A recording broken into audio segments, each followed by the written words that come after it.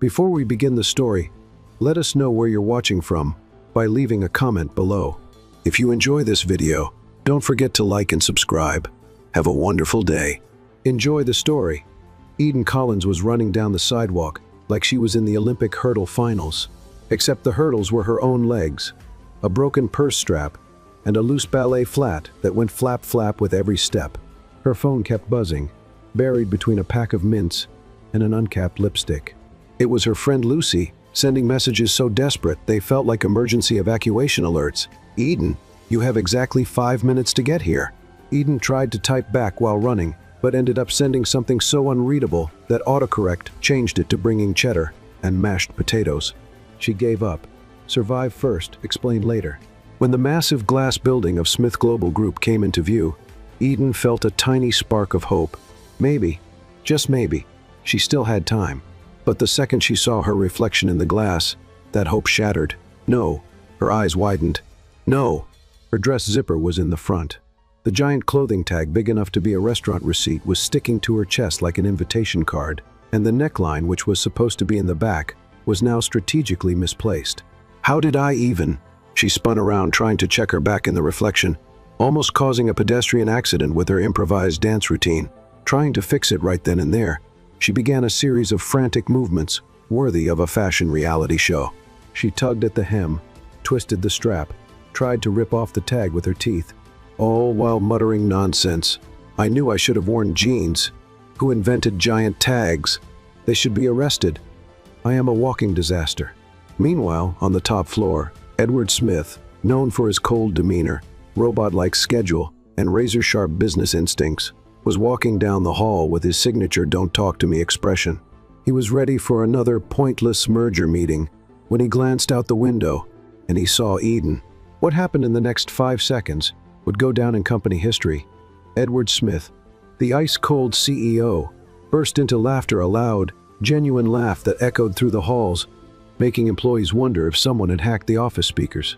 His assistant Caleb rushed in, thinking his boss was having a meltdown. "Mr. Smith, are you okay?" Still clutching his stomach, Edward pointed at the window. "Look at this insanity. There's a girl down there fighting her own dress like it's an angry octopus." Caleb peeked outside and saw Eden struggling with her reflection. "I think she's just fixing her outfit," Caleb suggested. "That is not fixing an outfit." Edward laughed even harder. "That is an epic battle for fashion survival." The laughter hit so hard that Edward had to sit down. "Caleb, cancel my first meeting," he said, still catching his breath. "I need to see this girl up close." Downstairs, Eden finally secured her dress with a bobby pin, creating a look that was somewhere between avant-garde influencer and creative survival. She took a deep breath, stared at her reflection, and declared, "This will have to do." She pushed through the revolving doors with such force that she almost got stuck between the glass panels. The moment she stepped inside, reality hit her. The entire lobby was so sophisticated even the floor seemed to judge her. The receptionists looked like they had just stepped off the cover of a business magazine. The suits were so perfectly pressed, they reflected the ceiling lights. And Eden? Well, Eden looked like she had accidentally wandered in from a backyard barbecue. She walked up to the front desk, trying to move gracefully, but the loose ballet flat kept making its signature flap-flap sound. "Hi, good morning. I'm here for the assistant interview," she said, smiling like someone on the verge of passing out. The receptionist didn't even look up. "Name? Eden Collins." The woman pointed with a perfectly manicured finger. 25th floor. Eden stepped into the elevator and finally exhaled. Alone, she looked at her reflection and gave herself a crooked smile. "Everything's under control. Just smile and don't trip. Easy." The doors opened. Eden stepped out and crashed straight into Edward. The impact was so precise that his freshly brewed, perfectly scented, steaming hot coffee turned into a brown waterfall all over his crisp white shirt. Eden froze, dead inside. Edward looked down at his ruined shirt, then up at her. The silence that followed felt like time had stopped. "Oh my God, I'll pay for the shirt." Eden panicked, yanking out a crumpled $20 bill from her purse and trying to shove it into his hand. Edward blinked in disbelief. $20? He raised an eyebrow. "You think that covers the situation?" Eden watched the coffee spill, then the receipt, then his face. "Okay, how about 5 installments and some free sass?" Edward had to bite his lip to keep from laughing. "I'm just trying to get to my interview," she explained, blushing. "I'm applying for the assistant position. Eden Collins." Edward stepped aside, gesturing toward the interview room door. "Oh yeah, well, good luck, Eden. You're going to need it." Having no idea who he was, Eden just mumbled a thanks and walked in. It can't get any worse, she thought. Eden stepped into the interview room, already feeling like she had lost the job before even getting it. Her heart was pounding so hard, it felt like the soundtrack of a suspense movie. She tried to take a deep breath, but the lingering smell of spilled coffee made her cough, a strong reminder of the disaster in the elevator. The room was large and intimidating, with a glass table so polished that Eden could see her own anxious reflection in it. 3 people sat on the other side, looking over her resume, which, by some miracle, was already printed and in their hands. That meant her suffering would begin immediately. "Miss Collins, is that right?" asked a woman with a tight bun and the expression of someone who had been sniffing lemons all day. "Absolutely right," Eden replied way too enthusiastically, almost saluting. The interview panel exchanged glances. "You can start by introducing yourself," said a gray man who looked like he had just stepped out of a courtroom drama. Eden flashed a big smile, flipped her hair back, which accidentally yanked the bobby pin holding her torn dress together, and began, "My name is Eden Collins, and I love learning new things, and, Before she could continue, her phone, which she thought she had silenced, blared at full volume. And it wasn't just any ringtone. It was a chaotic remix of Happy Birthday mixed with an ambulance siren, a masterpiece personally created by Lucy. Panicking, Eden yanked the phone from her bag, pressed all the buttons at once, and accidentally answered the call. "Girl, did you get in? Did you spill anything?" Lucy's voice blasted through the speaker, loud enough for everyone to hear. Eden hung up so forcefully, it looked like she was trying to exorcise the phone. I'm so sorry, my friend thinks I died. It's a protocol thing, you know." She let out a nervous laugh. No one joined her. The gray-haired man cleared his throat. "Let's continue. What are your greatest skills?" Eden tried to think of something impressive, but her mind went completely blank. "I can do a really good motorcycle horn impression." She had no idea why she said that. It just came out. "Excuse me?" The woman with the bun narrowed her eyes. "I mean work-related skills. Of course." Eden tried to recover. "I'm great at improvising. For example, today the bobby pin holding my dress together is also great for keeping papers in place. Versatility is my middle name."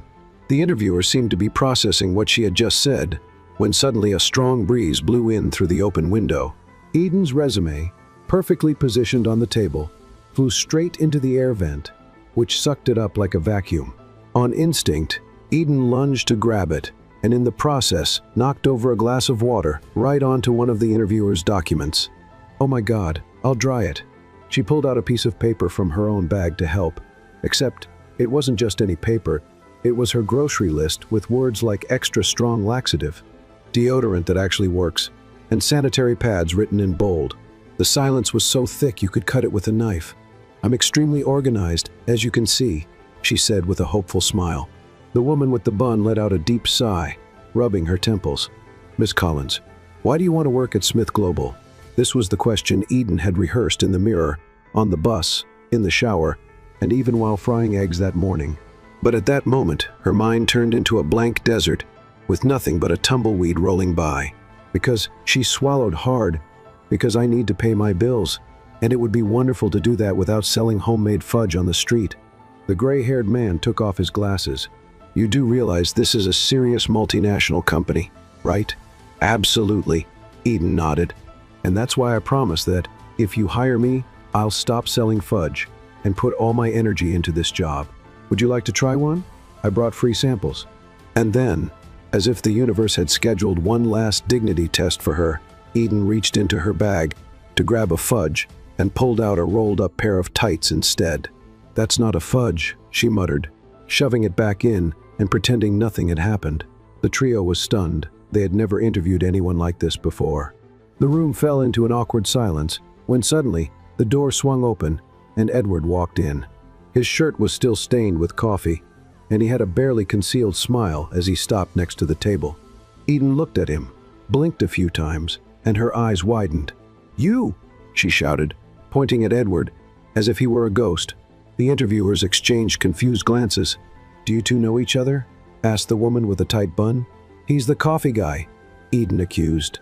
Edward crossed his arms, clearly amused. "I'm the CEO," he corrected, still smiling. Eden froze for 2 seconds before mumbling, "Can I have a nervous breakdown for just a minute?" Edward ignored her. "I came here personally to say that the interview can end now." Eden felt the ground disappear beneath her. She knew it. She had ruined everything. "Of course," she murmured, starting to get up. "Because she's already hired," Edward finished, catching everyone off guard. The entire room went silent. Even Eden forgot to breathe. "But sir, this candidate," the woman with the bun started. "This candidate," Edward interrupted, "has exactly what this company needs: courage, creativity, and the rare ability to turn any ordinary situation into something unforgettable." Eden tried to process what was happening. "So does this mean, welcome to Smith Global, Eden," Edward smiled. "And bring those brigadeiros tomorrow. I'm curious now." Eden, still frozen in shock, could only reply, "Sure thing, coffee boss." And just like that, the strangest and most successful interview in the company's history was over. Eden walked out of the interview room, feeling like she had just survived an earthquake. Her legs were shaking, her mind was spinning, and for some reason, she was still holding the crumpled $20 bill she had tried to hand Edward in the elevator. She stared at it and sighed. "Is this a sign from the universe, or just proof that I'm a walking disaster?" she muttered to herself, while navigating through a sea of impeccably dressed executives who seemed to live in a completely different world. What she didn't know, and would only find out later, was that Edward hadn't hired her because of her extraordinary qualifications or her natural talent for chaos. He had no logical reason for hiring her, he just wanted to. From the moment he saw that girl getting tangled in her own dress in the reflection of the building, something inside him, maybe a long forgotten heart muscle, where the part of his brain responsible for humor decided to wake up. Eden was a breath of fresh air in the otherwise stale, air-conditioned corporate world. When Eden got home, still in shock, Lucy was already waiting with a pot of brigadeiro and a barrage of questions. "So, were you fired before or after the interview?" Lucy asked, shoving a spoonful of brigadeiro into Eden's mouth. "I got hired," Eden answered with her mouth full, as if she didn't believe it herself. Lucy's eyes went wide. "Hired? How? Did you threaten them? Hypnotize the interviewer?" "I have no idea." Eden threw her hands up. "I was a complete disaster. I spilled water, almost fell out the window, spilled coffee on the CEO, and called him the coffee guy. And somehow, he still hired me." "The CEO?" Lucy choked on her brigadeiro, in pure shock. "You spilled coffee on the CEO, and you walked out with a job? You're a living legend." Eden threw a pillow at her friend. "Don't compliment me. I'm still trying to process this." They spent the night laughing, joking that Eden must have some kind of accidental spell that turned public humiliation into signed contracts. But the truth was, Eden had no idea what was waiting for her on her first day at work. The next morning, she arrived at Smith Global in an attempt at a professional look: a white blouse, a pencil skirt, and a pair of heels she had dug out from the back of her closet, most likely belonging to some great aunt who danced bolero in the 80s. As soon as she walked into the building, she felt the stares. It wasn't her imagination. People were actually watching her. It was as if the news of her lightning-fast hiring had spread like small-town gossip. "Is that the coffee girl?" whispered a marketing analyst.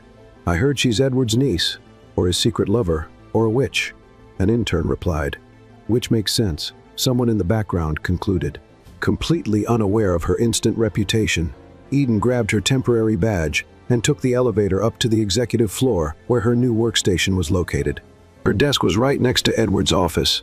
That should have been the first sign that things were about to get interesting. Eden's first task was simple: organize Edward's digital files. But for Eden, simple was an abstract concept. She started off well, but within minutes, she had mixed up folders, sent confidential documents to the HR printer, and somehow set Edward's email to automatically reply with a GIF of a dancing llama. When Edward stepped out of his meeting and opened his email, he was greeted by the sight of the llama dancing for a group of Chinese investors. "Eden," he called, trying to hold back laughter. Eden appeared at the door, already looking guilty. "Was it me?" "It was." Edward pointed at the screen. Do you think this llama inspires corporate confidence? Depends on the company, she joked. He shook his head, but instead of getting mad, he smiled. Congratulations. You just set a new record for chaos in under 2 hours. I'm efficient at what I do, Eden said, giving an exaggerated bow. Over the next few days, life at Smith Global turned into a roller coaster. Eden was a magnet for small disasters. She tried making coffee for Edward and ended up setting off the fire alarm. She knocked over an important stack of contracts after tripping on her own shoelace. She answered an international call, thought it was a prank, and responded in a mix of English and Spanish from a Mexican soap opera. Every mishap left Edward torn between laughing and getting a headache. But strangely, he couldn't really get mad at her. If anything, Eden's presence brought life to the once quiet executive floor.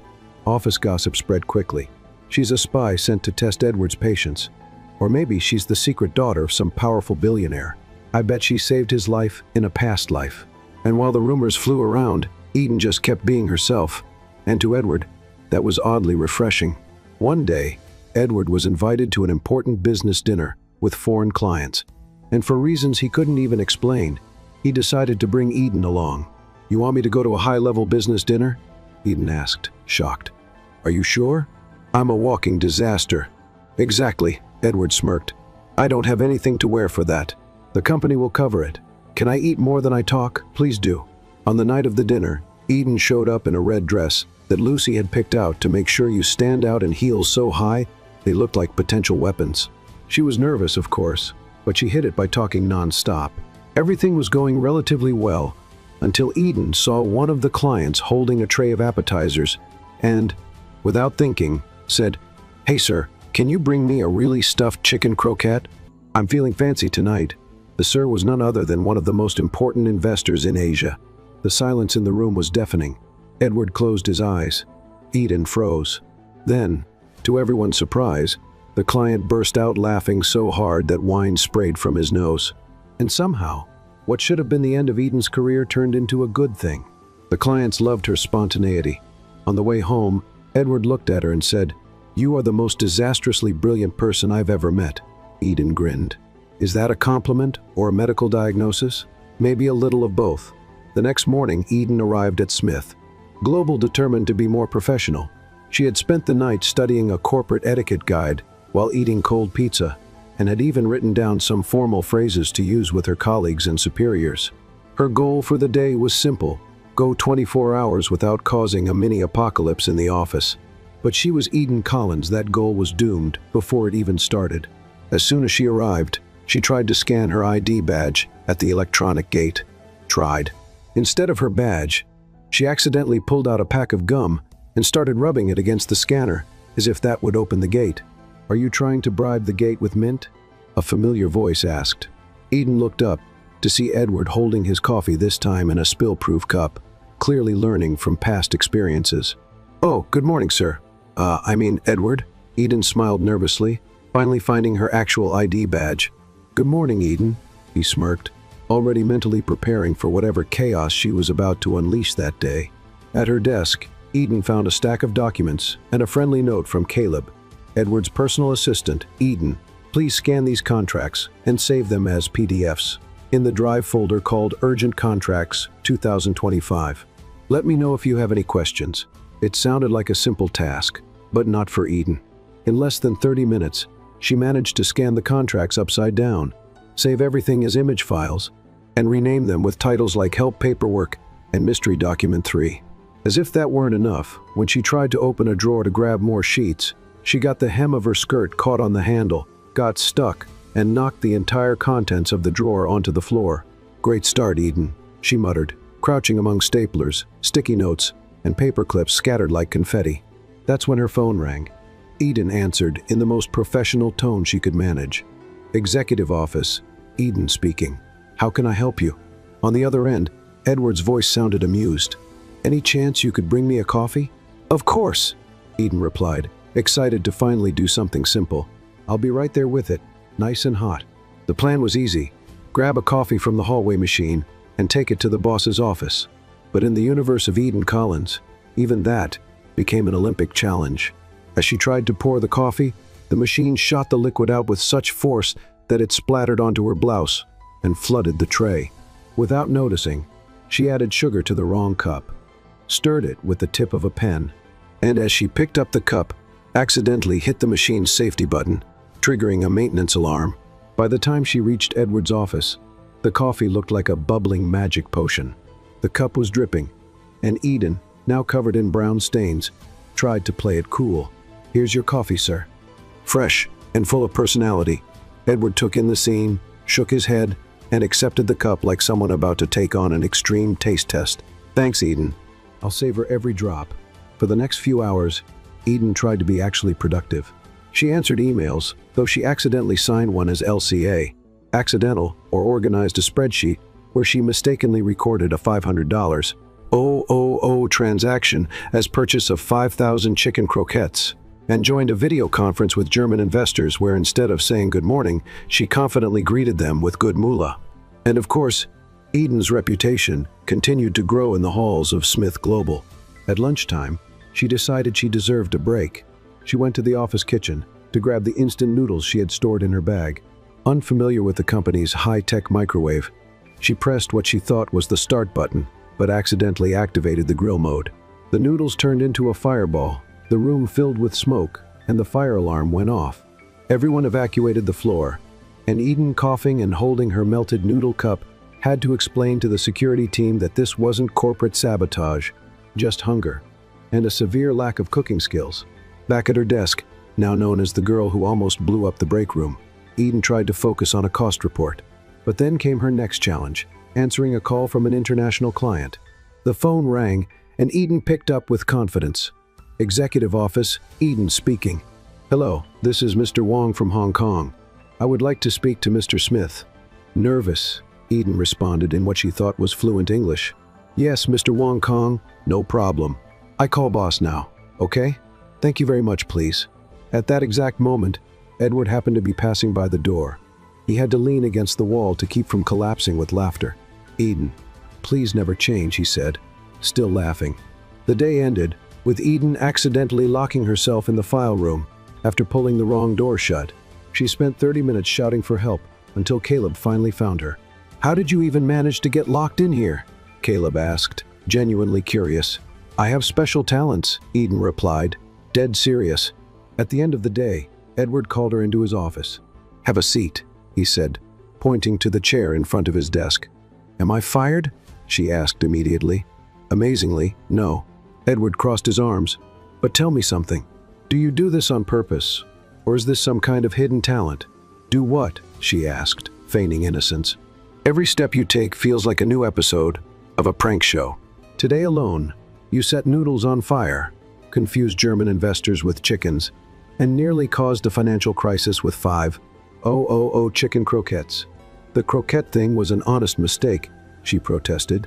"And as for the rest, I don't do it on purpose. Life just hates me a little." Edward chuckled. "Well, it might sound crazy," he sighed, "but I like it." "You do?" Eden blinked, surprised. This company was cold, boring, predictable. Then you came along and turned every day into an event. "I haven't laughed this much in years." Eden smiled. "So is this like a compliment?" "It's more like a certificate of collective insanity." Edward stood up. "Go home, Eden. Tomorrow's another day of chaos. Don't worry, boss. I promise to bring the full apocalypse tomorrow." The next morning, Eden arrived at Smith Global, determined to break the cycle of disasters. This time, she wore something simple, no twisted straps or dangling tags, and brought a travel mug of coffee from home. "Today, nothing is going to catch me off guard," she muttered to her reflection in the elevator. But the universe, as always, had other plans for Eden Collins. The moment she stepped into the office, Caleb came rushing toward her, looking desperate. "Eden, you need to accompany Mr. Smith to a business dinner tonight." Eden choked on her coffee. "A dinner with clients? Me? Why?" Caleb shrugged. "Direct orders from him. He said he needed your chaotic energy to make the evening more interesting." "Chaotic energy?" Eden put her hands on her hips. "Am I an assistant or a circus act?" "Depends on the day," Caleb smirked. "The car will pick you up at 7. Oh, get ready, it's going to be a high-class event." At 6:59 p.m., Eden left home wearing a black dress, borrowed from Lucy, and a pair of heels that felt like medieval torture devices. She got into the car and found Edward already waiting, looking impeccable in his suit. "Good evening, boss." Eden tried to sound formal. "Good evening, Hurricane," he replied, hiding a smile.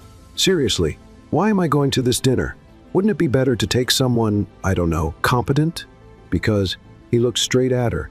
"If the conversation gets boring, at least I know you'll create some chaos to liven up the night." "Wow, I feel so valued." Eden crossed her arms. From office mascot to official dinner wrecker. Edward chuckled, and the car headed to the most sophisticated restaurant in town. The moment they stepped inside, Eden knew she was out of her element. Everything sparkled: the floors, the glasses, even the napkins looked like they belonged on a fashion runway. She tried to walk gracefully, but her heel got caught in a carpet, and she fell right into Edward's arm. "I'm fine," she said way too loudly, quickly straightening up. "I'm sure you are," Edward replied, trying not to laugh. They were led to a reserved table where two Chinese investors, a German businessman, and, to Eden's surprise, a smiling man holding a tray of appetizers, were already waiting. Eden, always being Eden, spoke before thinking. "Sir, could I get a well-stuffed chicken croquette? I'm feeling fancy today." Edward turned his head so fast, he almost hurt his neck. "Eden, he's not a waiter." "I'm not," the man interrupted, laughing. "But I like your spontaneity. I'm Mr. Wang, one of the lead investors tonight." Eden turned so red she looked like a tomato in high heels. "Oh, I'm so sorry. I thought because of the tray, She gestured awkwardly, completely lost. "Thankfully, Mr. Wang laughed so hard it made everyone else relax. "That was great. Finally a business dinner that doesn't feel like a funeral," he said. Edward glanced at Eden with a mix of relief and exasperation. "See? I told you your presence would be useful." Eden forced a smile, still wanting to disappear from existence. As the dinner continued, Eden tried to stay quiet and avoid knocking anything over, but it was impossible. When they served a fancy soup with a name she couldn't pronounce, she blew on her spoon so hard it splashed broth onto the German businessman's suit. "I'll wash that for you," she offered in panic. "Please don't." Edward stepped in before Eden could take the man's jacket. "Maybe some sparkling water to calm down," Mr. Wang suggested. Eden grabbed the bottle from the table and, instead of pouring, absent-mindedly shook it before opening. The water exploded like an out-of-control champagne bottle, drenching half the table. "I'm a blessing, just a wet one," Eden joked. Surprisingly, the atmosphere remained light. Eden might have been a complete disaster, but there was one thing she had that no one else at that table. She was real, no filters, and for some strange reason, that put everyone at ease. When dessert arrived, Eden tried to impress by using a word she had learned from an etiquette guide. "This ice cream is very sophisticated," she smiled proudly. "It's mousse," Edward corrected, nearly crying from laughter. "Mousse, fancy ice cream. It's all cold," she shrugged. When the dinner finally ended, Edward said goodbye to the investors who left praising the most entertaining dinner of the year. Eden, relieved she hadn't caused an international incident, leaned against the exit wall to catch her breath. "Was it really that bad?" Edward asked, stopping beside her. "It was like flying a plane without knowing where the brakes are," she sighed. "But they seemed to enjoy it." "I did too," Edward admitted. Eden looked at him suspiciously.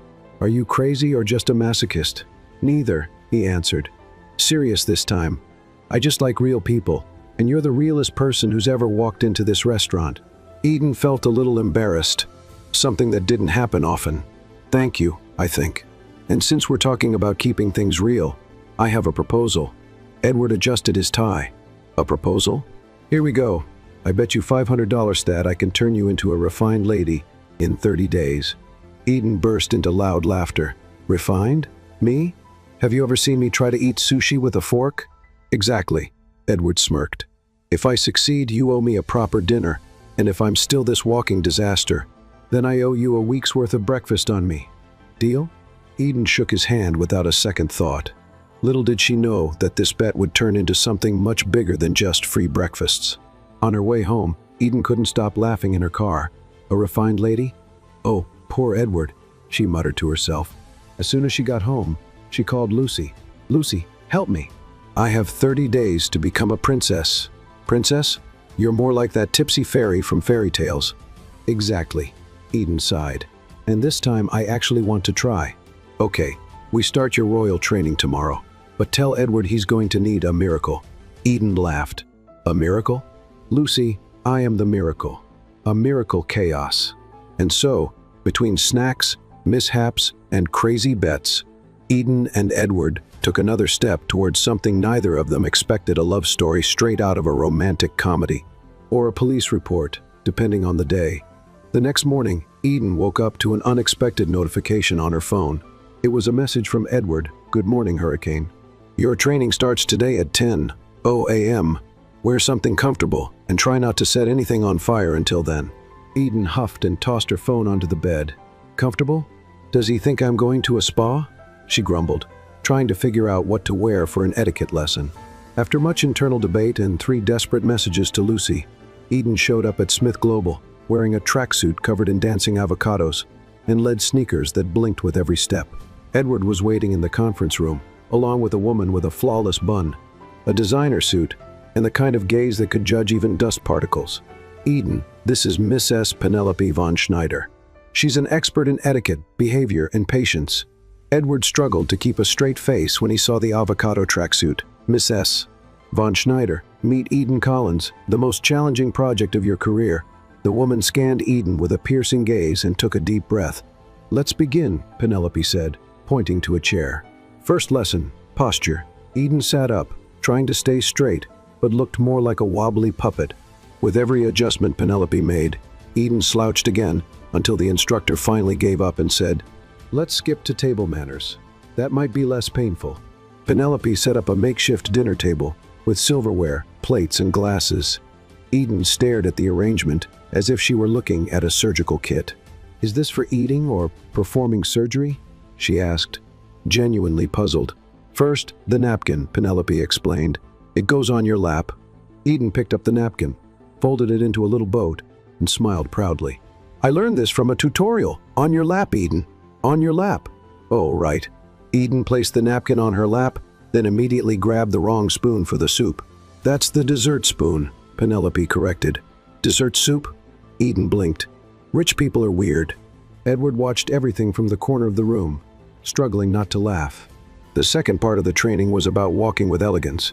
Penelope placed a thick book on Eden's head and told her to walk across the room. The result was immediate. Eden took 3 steps. The book slipped. She tried to catch it and ended up knocking over a tea tray. Penelope had prepared to demonstrate British etiquette.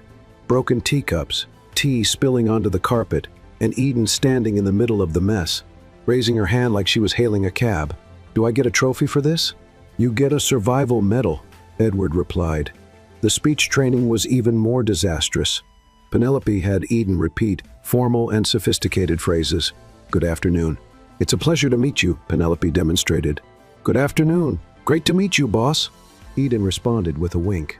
Penelope took a deep breath and muttered something in French that, based on her tone, was not a compliment. Let's try something simpler. Introduce yourself at a gala dinner.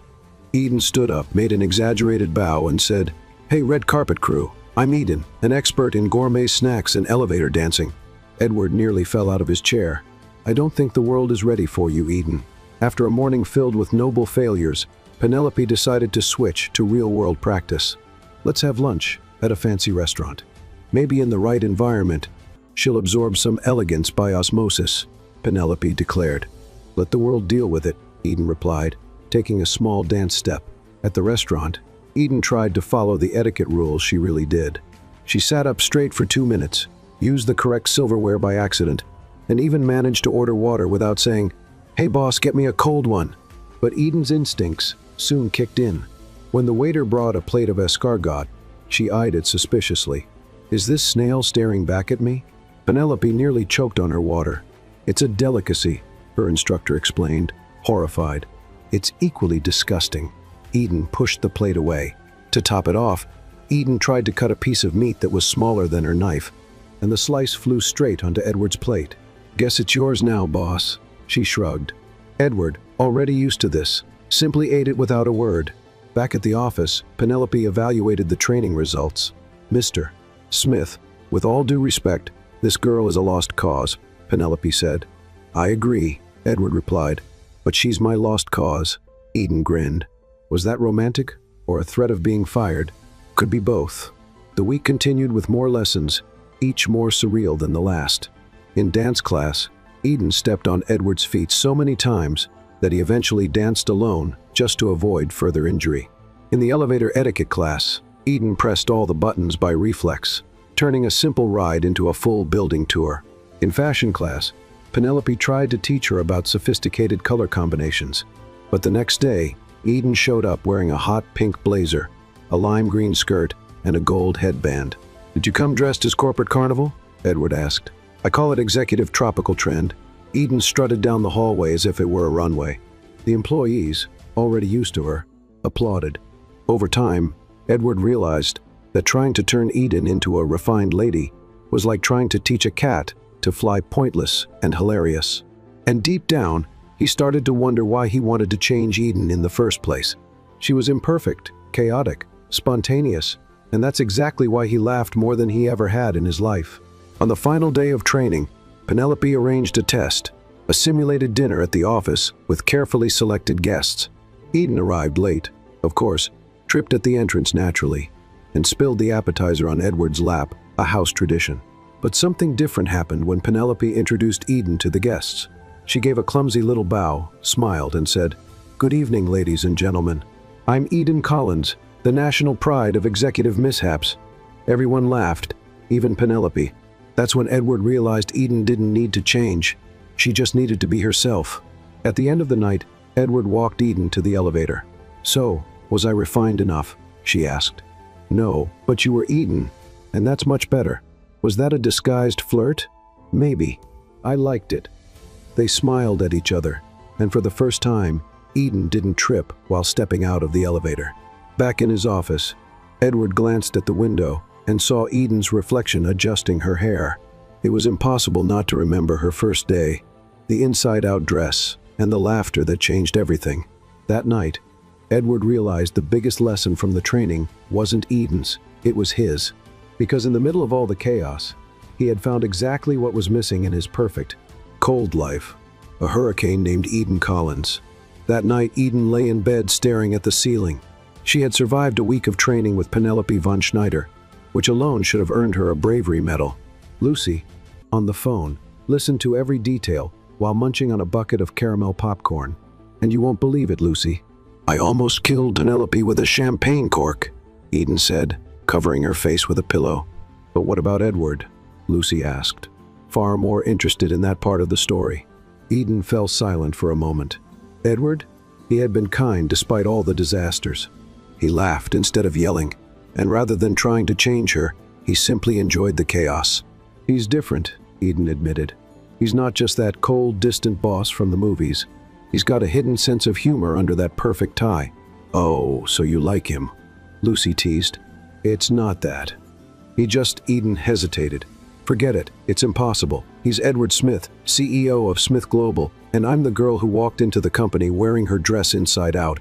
Before Lucy could insist, a notification popped up on Eden's phone, an invitation to a gala event hosted by Smith Global. Eden's eyes widened. "I haven't even recovered from the last dinner, and now I have to face a gala?" "You sure do," Lucy confirmed, "and this time we're going all out. No more avocado print sweatpants." The following night, Eden stood in front of the mirror in her small apartment. Lucy had worked wonders, a classic navy blue dress, her hair styled in an elegant updo, and just enough makeup to look sophisticated without looking like she was on a reality show makeover special. "Ready to shine?" Lucy asked excitedly. "I'm ready not to knock over the appetizer table," Eden said, grabbing her clutch and taking a deep breath. When she arrived at the venue, it felt like stepping into a movie, sparkling chandeliers, waiters carrying trays of gourmet mini burgers, glasses of white wine, and guests so impeccably dressed. They looked like they had walked straight out of a fashion magazine. She hesitated at the entrance and immediately tripped over the red carpet. Edward, who was only a few feet away, saw it happen and rushed over before she could take a full fall. "Of course," he said, steadying her. "It wouldn't be a Smith Global event unless you nearly took out half the decorations." "I was just trying to make a dramatic entrance," Eden said nervously. "You know, make an impression." "Oh, you definitely make an impression," he replied with a grin. "Come on, I want to introduce you to some people." Edward guided her through the room, and to Eden's surprise, no one seemed horrified by her presence. Quite the opposite, some employees even waved and smiled, as if she were some kind of company celebrity. "Why are they looking at me like that?" she whispered to Edward. "Maybe because you're the first assistant to ever make the CEO laugh every single day," he replied. "That's practically corporate legend at this point." Eden felt her cheeks warm, but before she could respond, a waiter passed by with a tray of mini hot dogs, and she grabbed one without thinking. As soon as she took a bite, the sauce dripped down the side of her mouth straight onto her dress. "You have got to be kidding me. I just got here," she muttered, dabbing at the stain with a linen napkin. Edward picked up another napkin but didn't bother to help. He was too entertained watching her battle with the ketchup. "You really do need a survival guide for social events," he teased. "Or maybe a babysitter," she shot back. Later, as live music started playing, Edward was called over for a toast with the board members. Eden found herself alone for a few minutes, watching the couples dance in the center of the ballroom. That's when she noticed a woman approaching Edward way too closely for just a coworker, tall, blonde, and wearing a breathtaking silver dress. The woman placed a hand on Edward's shoulder and whispered something in his ear. Eden didn't hear it, but the woman's smile immediately looked faker than a $3 bill. "Must be the ex," Eden mumbled to herself. And she was right. Eliza Montgomery, Edward's ex-fiancée and Smith Global's current headache, was back, and she was ready to stake her claim. "And who's this?" Eliza asked, eyeing Eden up and down, as if she were inspecting a second-hand item. "My assistant," Edward replied, polite but distant. "Oh, of course. The infamous backward dress girl," Eliza said with a sharp smile. Eden, never one to let a jab go unanswered, smiled sweetly. "Pleasure to meet you. You must be the ex everyone talks about," she asked innocently. Edward nearly choked on his champagne. "That's right," Eliza answered, clearly annoyed. "I heard you left him standing at the altar. Is that true or just office gossip?" Eden continued, grinning as if she were discussing the weather. Eliza was speechless for a moment. Before she could respond, Eden casually grabbed another mini-tart from a passing tray and turned to Edward. "I'm going to get a drink," she said. "Good luck with your visitor." Edward watched Eden walk away, unable to hide his amused smile. Eliza, on the other hand, was fuming. "Who is that girl, Edward?" she demanded. "Exactly who you just saw," he replied. "And honestly, she's a lot more fun than either of us." At the bar, Eden ordered a lemonade, unaware that Edward had followed her and was now leaning against the counter beside her. "You know, you have a real talent for turning every situation into a spectacle," he said. "Is that a compliment?" she asked suspiciously. "Totally," he smiled. "And you know what would be an even bigger show? Here it comes." She rolled her eyes. "If you danced with me." Eden looked at the dance floor, where couples were elegantly twirling, while she could barely walk in a straight line. "I don't want to be responsible for a gala disaster," she joked. "I'll take the risk." Edward extended his hand. Eden took it, and they made their way to the center of the room. He placed one hand gently on her waist and held her other hand with his.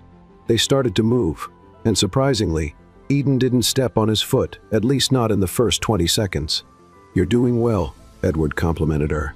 "It's because I'm concentrating," she replied. "Once I relax, I'll probably trip on my dress. No worries, I'll catch you." Eden looked at Edward, and in that moment, something changed. It wasn't just a dance anymore. It wasn't just a silly training bit. It was something more. And it was in that moment, when they got a little closer, that Eden really tripped and fell directly onto Edward, their faces just a few inches apart. It was a near kiss, one of those moments where time seems to slow down, and all you can hear is your own heart beating. "You caught me," she whispered. "I'll always catch you," he replied. They stayed there, frozen, until the waiter passed by with another tray, and Eden quickly looked away. "I'm going to grab another little tart. Want something?" she asked, trying to cover up. "Just you is enough chaos for me," Edward smiled. And just like that, without saying more, they went back to the dance floor, ready to continue. The next morning, Eden woke up with a strange feeling in her chest.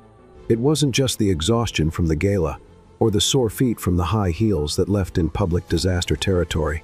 It was the memory of that dance, that near kiss, that look from Edward that she definitely shouldn't have paid so much attention to.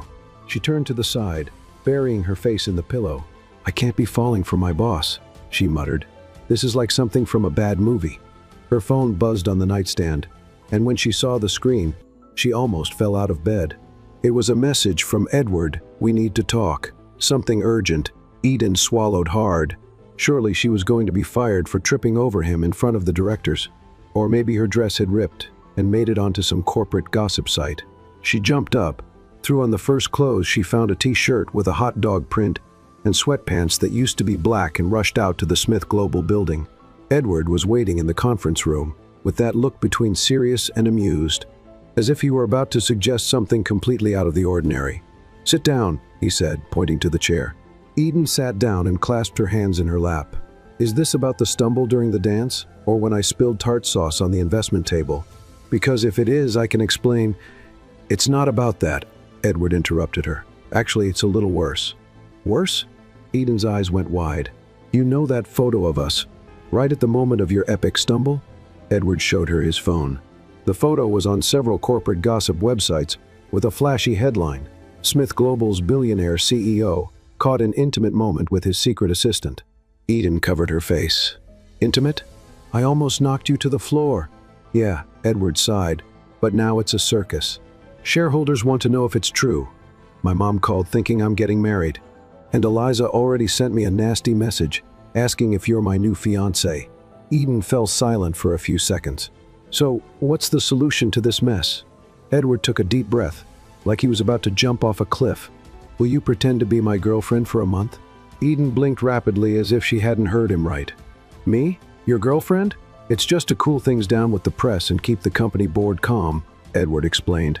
"After a month, we'll say we broke up, and everything goes back to normal. This is the craziest thing anyone's ever asked me to do. It's your chance to live out a movie romance," he joked. Eden crossed her arms.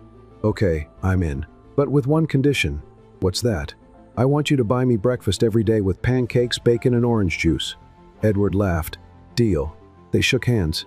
And in that moment, Eden realized she was about to step into a whirlwind she never saw coming. That same day, Edward announced to the executive team, "Eden and I are dating." The silence that followed was so heavy that even the air conditioner stopped making noise. "Seriously?" Caleb dropped a pile of papers. "Like, really?" "Totally serious," Edward confirmed. "You two?" one of the directors asked. "But she's unforgettable," Edward completed. "Exactly," the director agreed. Eden, standing nearby, tried to act normal but ended up spilling her glass of water all over the table. "I'm just so moved," she said, trying to play it off. The news spread through the office like wildfire. Within an hour, Eden had already received messages from every department. "Did you seduce the boss? Tell us your secret. Is this a forbidden romance or just marketing? Are you going to be the new boss too?" Eden laughed nervously and answered them all with stickers of love, struck kittens. But it was the next day when things really got out of control. Early in the morning, Eden barged into the meeting room where Edward was with investors and placed a lunchbox on the table. "Honey, I brought your breakfast. Pancakes and bacon, just the way you like it," she announced, loud enough for everyone to hear. Edward opened the container and, along with the food, found a napkin with a hand-drawn heart. "Very thoughtful," he replied, trying to hold back a smile. The investors exchanged looks, some clearly finding the scene adorable, others looking like they couldn't believe what they were witnessing. And that wasn't the end of it. During lunch, Eden went live on the company's Instagram, showing herself and Edward sharing a milkshake with 2 straws. "Old school romance," she captioned it. Edward, surprised but amused, played along. "Should we tell your parents?" Eden asked, still in front of the camera. "They already know," Edward replied. "My mother wants to meet you tomorrow." "Tomorrow?" Eden nearly choked on her milkshake. When the day of the visit arrived, Eden did her best to look like a respectable girlfriend. Lucy helped her choose an outfit, and this time, there were no avocado prints in sight. Edward's mother was exactly as Eden had imagined. Elegant, well-groomed, and with that sharp gaze that seemed to see straight into a person's soul within 5 seconds. "So, you're Eden," she said with a subtle smile. "Yes, ma'am," Eden replied, tense. "Edward seems different since you arrived," his mother continued. He laughs more. "That tends to happen when someone almost burns down your company," Eden joked. trying to ease the tension. Edward's mother smiled. "I like you. You're different from all the others." Eden relaxed, but only a little. In the following days, the fake relationship became part of the office routine. Eden started leaving sticky notes on Edward's screen with messages like, "Honey, don't forget to eat lunch. Take care, company sweetheart." Edward, in turn, replied with text messages, "Rescue me from this meeting. Run away with me to a world without spreadsheets." Little by little, what started as an act became something dangerous, because Eden began to genuinely enjoy being around him, and Edward, despite his best efforts to stay in control, felt that something was different when she was near. The turning point happened at a press conference. To reinforce the perfect romance, Edward held Eden's hand and told everyone, "Every day with her is a surprise." Eden smiled, and it wasn't just for the cameras. That night, back in her apartment, she called Lucy. "I think I'm actually starting to like him. For real. Of course you are. You're the main character in a real-life romantic comedy," Lucy replied. "This isn't a movie, it's my life. And the fake dating contract is going to end. So what are you going to do?" Eden fell silent. She didn't know. She just knew that for the first time, she wanted something to actually work out. And in the middle of all this chaos, Edward was also alone in his apartment, staring at his phone, unsure of how to deal with the fact that, for the first time in years, someone had made his heart beat differently, the girl with the inside-out dress. And he knew the month would end soon, but what he felt didn't seem fake at all. The next morning, Eden arrived at Smith Global with a bag of donuts in one hand and an oversized coffee in the other. As a fake girlfriend, she had decided it was time to introduce Edward to the tradition of Motivational Mondays, which basically meant stuffing the boss with sugar and caffeine until he forgot. It was Monday. It was still early, but before she even stepped into the building, something caught her attention. A sleek black car pulled up right in front of the entrance, and from it stepped a woman. And not just any woman, she looked like she had walked straight off the cover of a fashion magazine. Flawless blonde hair, oversized sunglasses, and a dress so form-fitting it seemed like it had been sewn directly onto her body. In her hand, a designer handbag that was probably worth more than Eden's entire car. The blonde looked straight at Eden, as if she knew exactly who she was. Eden, on the other hand, tried to hide behind the bag of donuts. "You must be Eden," the woman said, walking up to her with a smile that was anything but friendly. Yes, I am." "And you are?" "Eliza Montgomery, Edward's ex-fiancée." Eden almost spilled her coffee all over her shoes. Of course she knew who Eliza was, the infamous ex-fiancée who left Edward just days before the wedding to run off with a French chef. Eden had heard the story in at least 3 different versions during lunch breaks with the marketing team. "Oh, what a surprise." Eden tried to smile. "Surprise? I'd call it just a friendly visit," Eliza said, pushing her sunglasses up onto her head. "After all, it's nice to meet the person keeping the seat warm, the one that used to be mine." Eden felt her face heat up. "Not just keeping it warm, sweetheart. I'm making it shine," she shot back, flashing a fake, toothpaste commercial-worthy smile. Eliza let out a short laugh, spun on her heels, and strutted through the glass doors like she owned the building. Eden needed 5 minutes of deep breathing and 2 donuts eaten back-to-back to calm down. "This is going to be a problem," she muttered to herself before following the blonde inside. Edward was in the conference room when Eliza walked in. His smile disappeared instantly. "What are you doing here?" he asked, not in the mood for small talk. "Came to take a trip down memory lane," she said, sitting down like she belonged there. Eden arrived just in time to witness the scene, stopping at the doorway. "Am I interrupting something?" she asked, even though she very much wanted to know what was going on. "Of course not, dear," Eliza answered before Edward could, her tone sweet but dripping with poison. "In fact, stay. I've always been curious about who would be next in line after me." Edward ran a hand down his face, visibly frustrated. "Eliza, this isn't a good time." "It's always a good time to reconnect with the past," she shot back. Eden, who had never been one to keep her mouth shut, stepped fully into the room, sat down next to Edward, and took his hand. "I just love when exes manage to stay civil," Eden smiled. "Shows maturity." Eliza narrowed her eyes. "Does it? Well, I'm mature enough to know the difference between something real and a show for appearances." Eden kept smiling but squeezed Edward's hand as if silently warning him. "Hold me back, or I'm throwing this donut at her. You know what's real? Eden leaned in. "The breakfast I brought Edward today, with donuts and pancakes, because he likes a happy breakfast. I bet you never even brought him a slice of toast." Edward didn't know whether to laugh or hide under the table. Eliza stood and walked toward Eden, her heels clicking sharply against the polished floor. "This isn't a fairy tale, sweetheart." No, Eden agreed. "It's a romantic comedy, with a high risk of you becoming the over-the-top villain."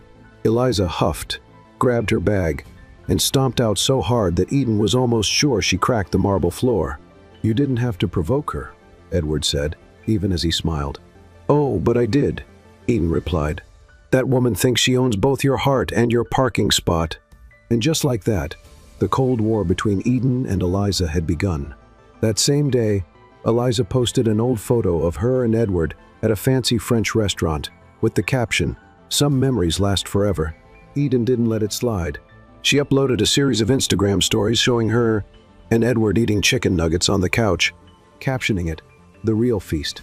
Eliza fired back with a picture of her and Edward on a yacht with the caption, "Some connections can never be broken." Eden responded with a video of her and Edward struggling to paddle an inflatable boat in a kiddie pool. The rivalry went viral, in a way neither of them had expected. Eden's fans created the hashtag #TeamEden, while Eliza's supporters insisted she was the true heir to the CEO's heart. Edward found himself in the middle of the storm, watching it all unfold with a mix of disbelief and amusement. "You two are going to destroy my reputation," he told Eden. "Or make you the most famous CEO in America," she shot back. But the final straw came at a company event when Eliza decided to give a surprise speech about the good old days. She stepped up to the stage, took the microphone, and started telling stories about her relationship with Edward as if they had been the most perfect couple in history. Eden had had enough.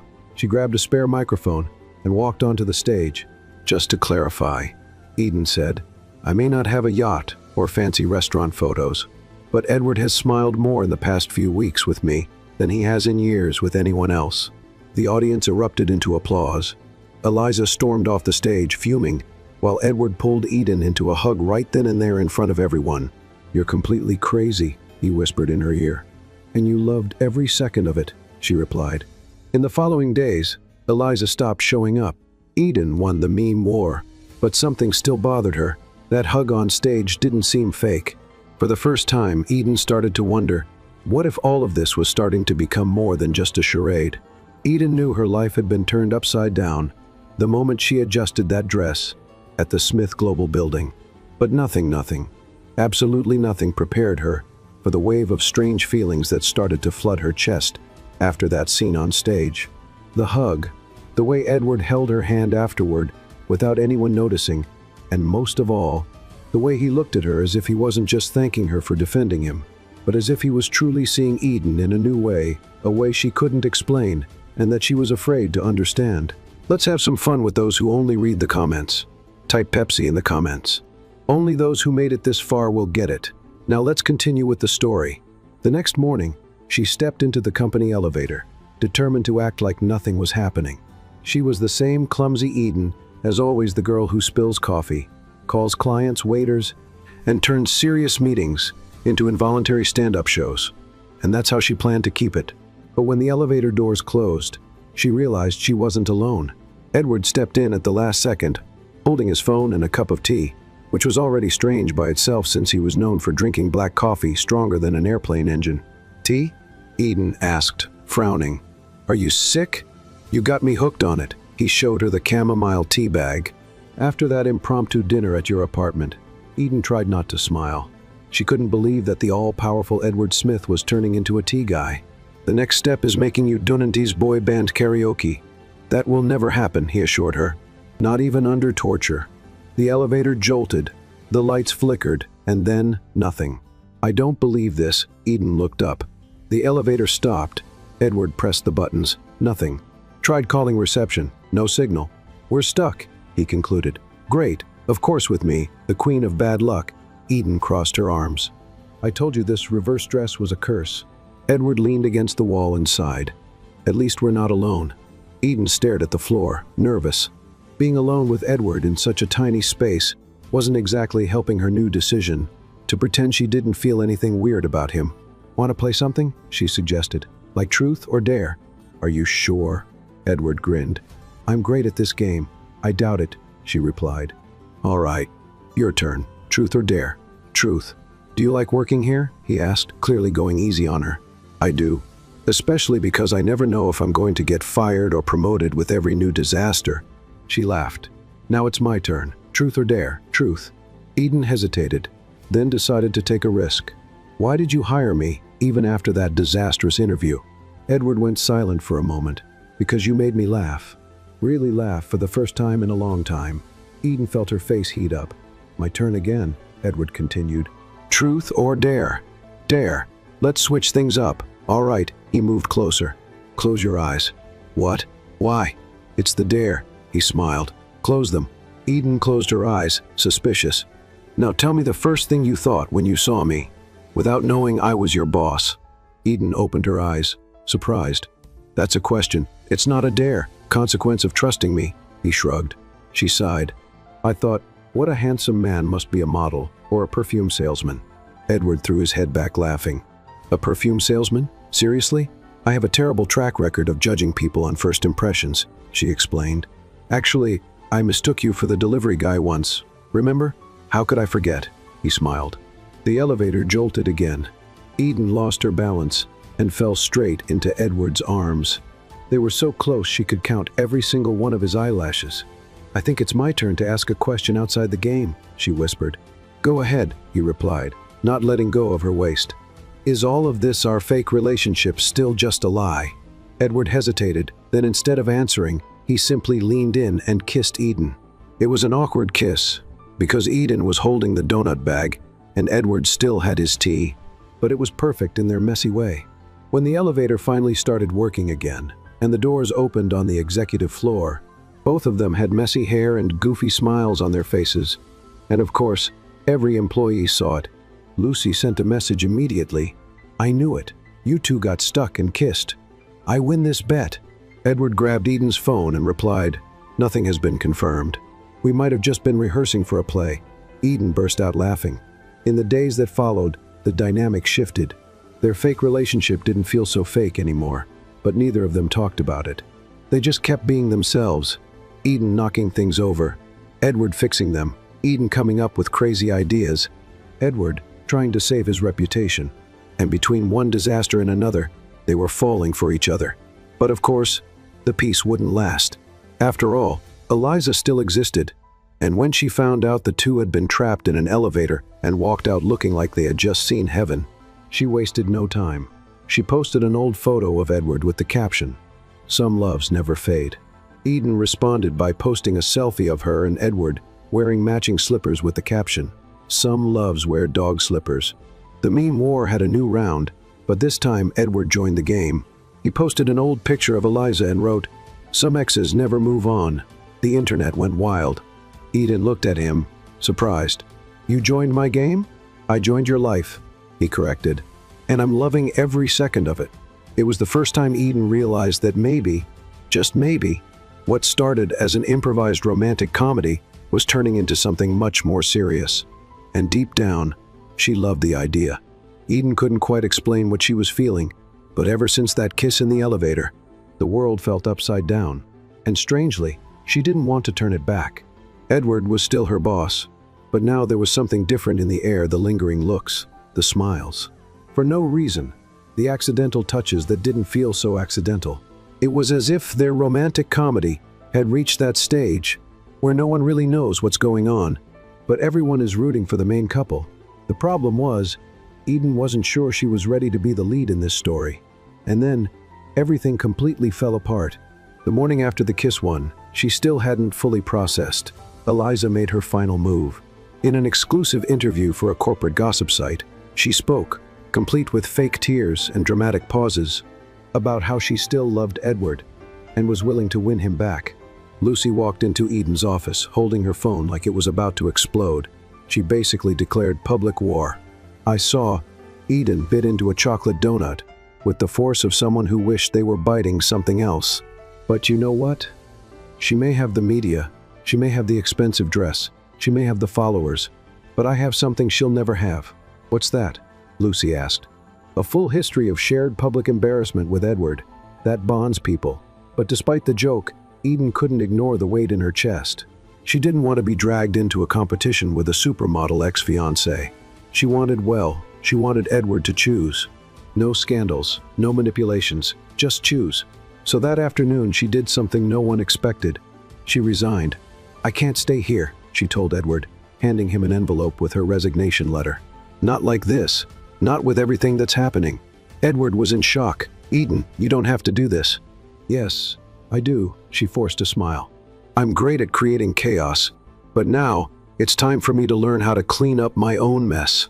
She walked out before he could say anything, leaving Edward standing in the middle of the office, holding the envelope like it was a piece of his own heart. In the days that followed, Eden disappeared. She didn't reply to messages, didn't answer calls. She spent her time watching bad reality shows and eating ice cream straight from the tub, while Lucy tried to talk some sense into her. "You can't just run away," Lucy said. "This isn't a teen movie." "I know," Eden mumbled, her mouth full of ice cream. "But running away is my hidden talent." Then, a week later, an invitation arrived in the mail, a golden envelope embossed with the Smith Global logo. Curious, Eden opened it. Special invitation, Smith Global Annual Event. Theme, a celebration of originality. At the bottom, a handwritten note. "It wouldn't be a true celebration without you here." "With care, Edward." Lucy grabbed the invitation and waved it in the air. "This is basically a romantic summons. Or a trap," Eden said, suspicious. "Or maybe a romantic trap," Lucy insisted. "You have to go, and you have to make an impression." Eden thought for a few seconds, then a mischievous smile appeared. "Make an impression? That's what I do best." On the night of the event, Eden arrived wearing the same blue dress from that infamous interview, and of course, completely inside out again.